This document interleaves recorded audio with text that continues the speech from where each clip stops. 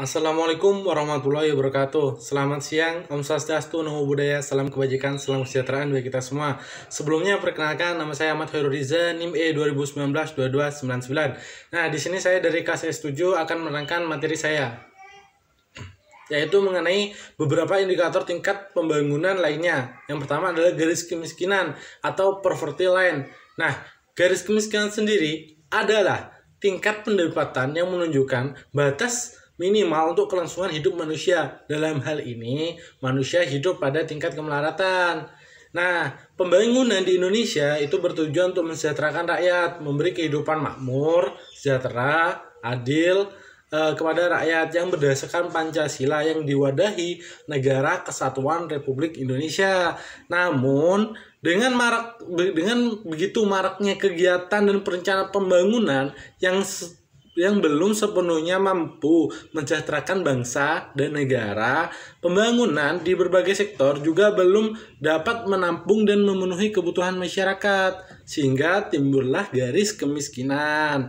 Garis kemiskinan sendiri dapat kita tinjau dari pendapatan akan menunjukkan hal-hal berikut. Jadi garis kemiskinan dapat ditinjau dari pendapatan yang menunjukkan hal-hal berikut.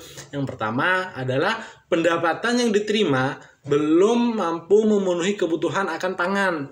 Yang kedua, pendapatan yang diterima belum memenuhi kebutuhan akan tempat tinggal yang layak dan sehat. Dan pendapatan yang ketiga yaitu belum dapat memenuhi kebutuhan akan pendidikan seseorang. Nah, dari ketiga kriteria tersebut dapat dikatakan orang atau masyarakat tersebut masuk dalam keadaan garis kemiskinan atau poverty line. Nah, untuk selanjutnya, beberapa indikator tingkat pembangunan lainnya adalah kebutuhan dasar minimum. Sayokyo telah menetapkan garis kemiskinan berdasarkan atas kebutuhan dasar minimum yang dapat diklasifikasikan sebagai berikut. Jadi yang pertama adalah untuk masyarakat kawasan pedesaan, di mana pengeluaran setara 320 kg beras yang ditukar dengan sejumlah uang masuk dalam kategori miskin. Yang kedua, untuk kawasan perkotaan, bila pengeluaran rumah tangga di bawah 480 kg nilai tukar beras per orang dalam 1 tahun. Lebih miskin lagi bila di bawah 380 kg per pengeluaran nilai tukar beras per orang dalam kurun waktu 1 tahun.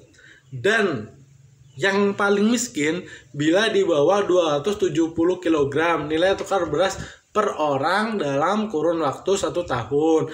Dan yang ketiga adalah golongan masyarakat yang pengeluaran rumah tangganya sekitar 240 sampai 320 kg nilai tukar beras di perdesaan dan 360 sampai 480 kg nilai tukar beras di perkotaan. Ini masuk dalam kategori berada di ambang kecukupan pangan, berbeda dengan 2 kategori sebelumnya. Nah, untuk yang ketiga adalah kriteria bank atau the law 40%. Ditinjau dari perbedaan jumlah pendapatan atau tingkat kesenjangan pendapatan dalam suatu masyarakat atau negara, maka penduduk dapat dikelompokkan sebagai berikut, yaitu pertama adalah kelompok penduduk dengan penghasilan berjumlah 20% dari keseluruhan penduduk.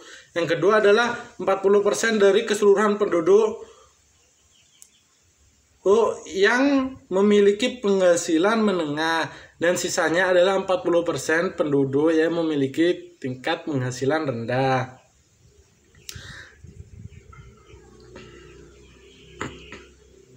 Nah, selanjutnya saya akan menerangkan juga mengenai hakikat keberhasilan pembangunan.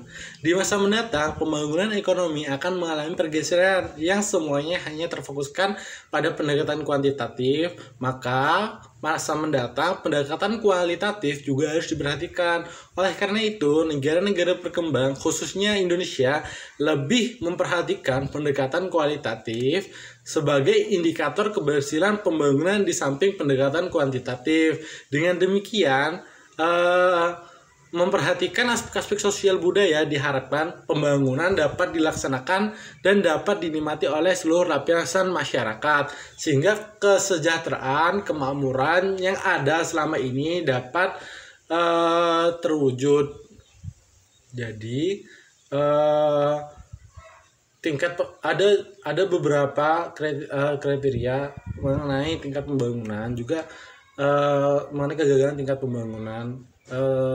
Pada hakikatnya keberhasilan pembangunan sendiri itu berawal dari kesejahteraan dan kemakmuran masyarakat itu sendiri.